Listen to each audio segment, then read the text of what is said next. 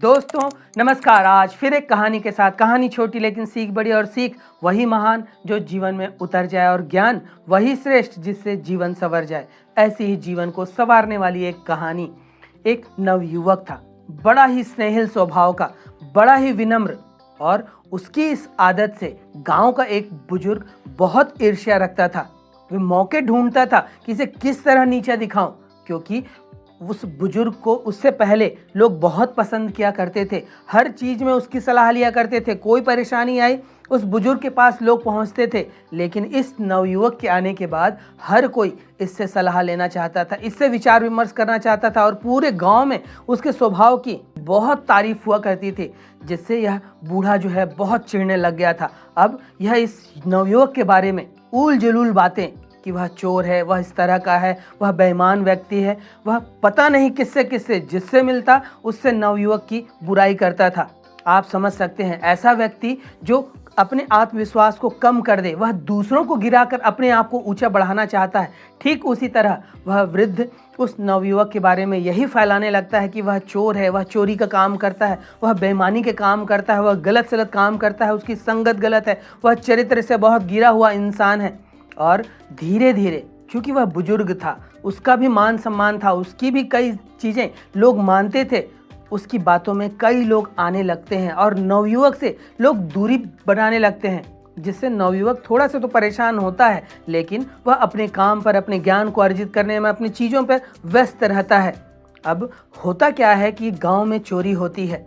अब चूंकि इस नवयुवक के बारे में इस बुजुर्ग ने इतनी सारी बातें फैला दी थी और लोग उसे सच मानने लग गए थे, तो उस चोरी का जो शक होता है वह उस नवयुवक पर जाता है और उसे गिरफ्तार कर लिया जाता है। लेकिन जांच पड़ताल में, सबूतों के अभाव में और गवाहों के अभाव में वह नवयुवक छूट जाता है। लेकिन जब यह नवयुवक वापस आता है जेल से, तो वह रोष में होता है और वह इस बुजुर्ग के खिलाफ मुकदमा दायर कर देता है। बात गांव के न्यायालय अर्थात पंचायत तक जाती है। अब पंचायत में जब यह वाद लाया जाता है, तब उस बुजुर्ग से पूछा जाता है कि तुमने इस नवयुवक के बारे में इतनी उलझुल बातें क्यों की, किसी सबूत के अभाव में, बिना कुछ जाने इसके बारे में इस तरह की टिप्पणी क्यों की।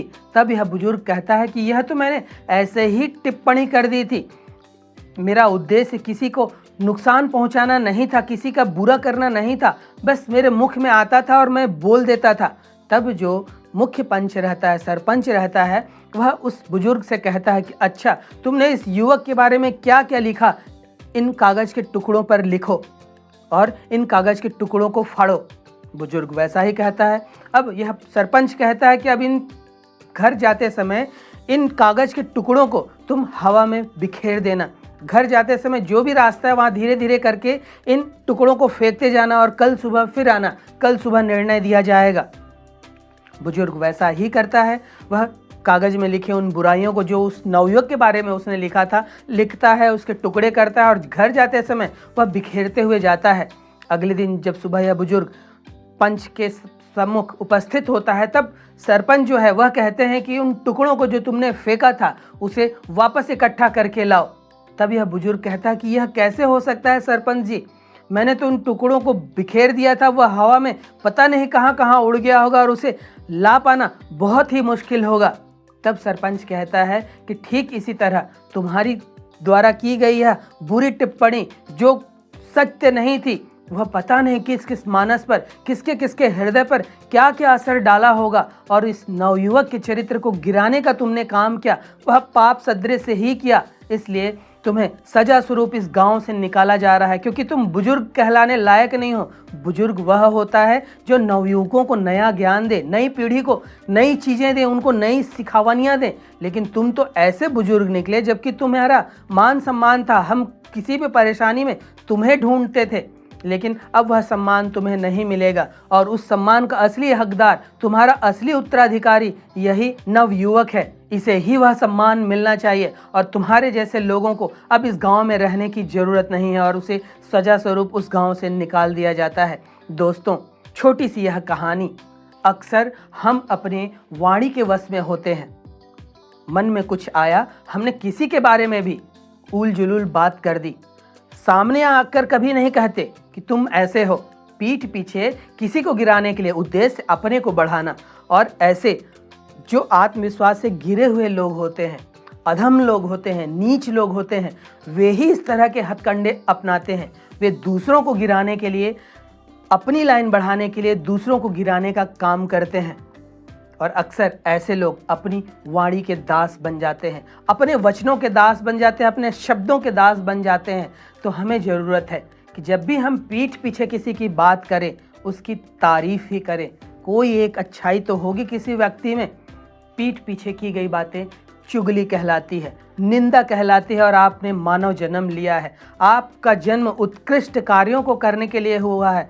आप इस तरह के अधम कामों को कर कर फिर जिस व्यक्ति के बारे में आप बुराई कर रहे हैं, असल में आप अपना चरित्र दिखा रहे हैं कि आप किस तरह के व्यक्ति हैं।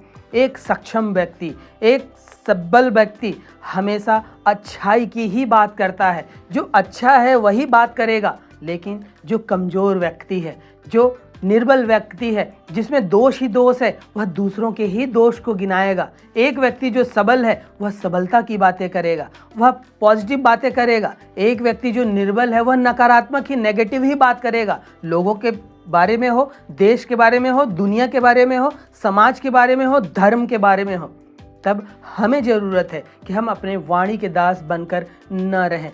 हम एक ऐसे इंसान बने जो वाणी से जो भी निकाले अच्छा ही निकाले। खासकर जब हम किसी तीसरे व्यक्ति की बात कर रहे हैं, वह घर परिवार के कोई सदस्य हों, कोई रिश्तेदारी में आते हों, तब हम उनके बारे में अच्छा ही बोलें। तब कहीं जाकर उसका फ़ायदा आपको मिलता है। जब आपका स्वभाव इस तरह का होता है तब आप एक सरल व्यक्ति बनते हैं। और सरल व्यक्ति कभी दुखी नहीं रहता, सरल व्यक्ति कभी परेशानी में नहीं रहता। और जब आपकी आदत इस तरह की होगी कि आप दूसरों के अवगुणों को नहीं गिनाएंगे, तब आप जो अपने भीतर के गुण हैं उसको बाहर निकाल पाएंगे। तब जरूरत है कि हम अपने ही शब्दों के दास न बने। हमारे शब्द हमारे नियंत्रण में हो। हमारे मुख से क्या निकल रहा है उसके बारे में हमें सचेत होकर बोलना होगा। इसके लिए कई ध्यान अभ्यास हैं। हमारा अगर पूरा निगरानी, हमारा पूरा एकाग्रता अगर हमारे वाणी में आ जाए, शब्द में आ जाए, तो आप वैसे ही मौन हो जाएंगे। क्योंकि आप दिन भर 24 घंटे में पता नहीं कितनी कितनी बातें करते हैं, कितने कितने घंटे आप फ़ोन में, आप गपशप में बिताते रहते हैं। आप खुद अपना आकलन करिए, अपने फ़ोन कॉल को निकालिए, कॉल रिकॉर्डिंग देखिए या कॉल के डिटेल्स देखिए। आपके कई घंटे इस तरह की बातचीत करने में जाते हैं जिसका कुछ भी निष्कर्ष नहीं निकलना है। तो ज़रूरत है हम अपने शब्दों पर नियंत्रण रखें, उसके राजा बने।